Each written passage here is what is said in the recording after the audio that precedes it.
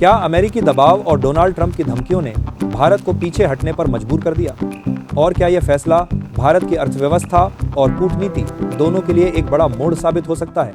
नमस्कार, आज बात करेंगे उस बड़ी ऊर्जा कहानी की जिसने पूरी दुनिया का ध्यान खींचा है, इंडिया ऑन रशियन ऑयल पर, यानी भारतीय तेल कंपनियों का रूस से कच्चा तेल खरीदने पर पीछे हटना।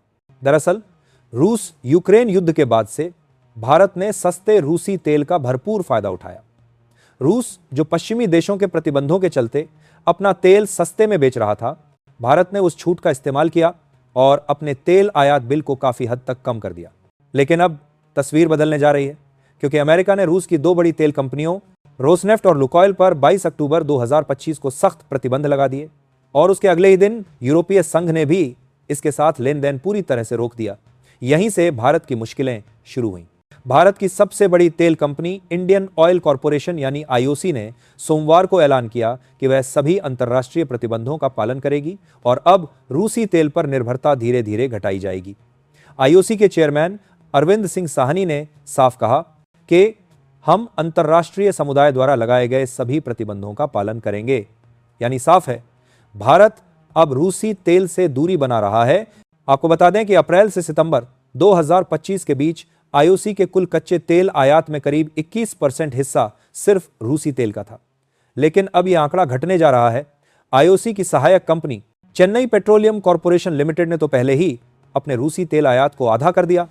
मतलब अब दिशा साफ है, रूस की जगह नए सप्लायर। दरअसल इसके पीछे अमेरिकी राष्ट्रपति डोनाल्ड ट्रंप की बढ़ती सख्ती है। ट्रंप पहले से ही रूस से तेल खरीदने वाले देशों पर भारी टैरिफ लगा चुके हैं। भारत पर तो उन्होंने 25% तक का अतिरिक्त टैरिफ तक ठोक दिया। अमेरिका का कहना है कि रूस से तेल खरीदना मतलब यूक्रेन युद्ध को फंड करना।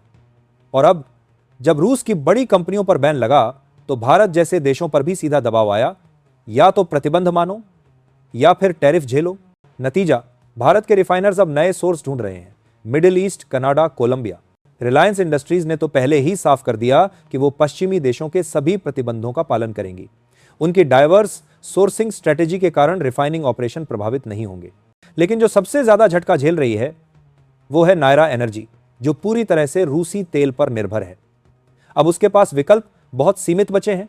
दरअसल एक रिपोर्ट के मुताबिक रूसी तेल पर मिलने वाली 1.8 से 2.2 प्रति बैरल की छूट भारत की अर्थव्यवस्था के लिए बेहद फायदेमंद थी। अगर यह छूट खत्म हो जाती है तो जीडीपी पर 0.04% तक का असर हो सकता है। छोटा दिखने वाला आंकड़ा है, लेकिन अर्थशास्त्रियों ने कहा है कि यह मायने रखता है। हालांकि इसका दूसरा पहलू भी है। अगर इस फैसले से अमेरिका के साथ भारत का ट्रेड डील मजबूत हो जाता है और 25% टैरिफ हट जाता है तो भारत के लिए यह एक स्मार्ट मूव साबित हो जाएगा। लेकिन यह सब इतनी जल्दी नहीं होगा। रिफाइनर्स के पास पुराने कॉन्ट्रैक्ट हैं, बैंकिंग चैनल्स हैं, शिपिंग और इंश्योरेंस की जटिलताएं हैं। जैसा कि रॉयटर्स ने लिखा, it all depends on banks, क्योंकि बैंक ट्रांजैक्शन का सबसे बड़ा जोखिम है। मतलब भारत को अब बेहद संतुलन से कदम उठाने होंगे। न रूस को नाराज करना है, न अमेरिका से रिश्ते बिगाड़ना है। तो अब साफ है, इंडियन ऑयल कॉरपोरेशन ने जो फैसला लिया है वो केवल तेल खरीद का नहीं, बल्कि कूटनीति और रणनीति का भी फैसला है। भारत अब अपनी ऊर्जा सुरक्षा के लिए अलग अलग सप्लाई स्रोतों पर ध्यान दे रहा है और यही भारत की स्ट्रेटेजिक ऑटोनॉमी नीति की सबसे बड़ी झलक है। रूस से दूरी बनाकर अगर भारत अमेरिका के साथ नया व्यापारिक रास्ता खोलता है तो आने वाले महीनों में इसका असर भारत की अर्थव्यवस्था, विदेश नीति और ऊर्जा बाजार तीनों पर दिखेगा। ऐसे में आपसे सवाल, आप क्या सोचते हैं? क्या भारत का यह कदम सही है या गलत? कमेंट कर जरूर बताएं।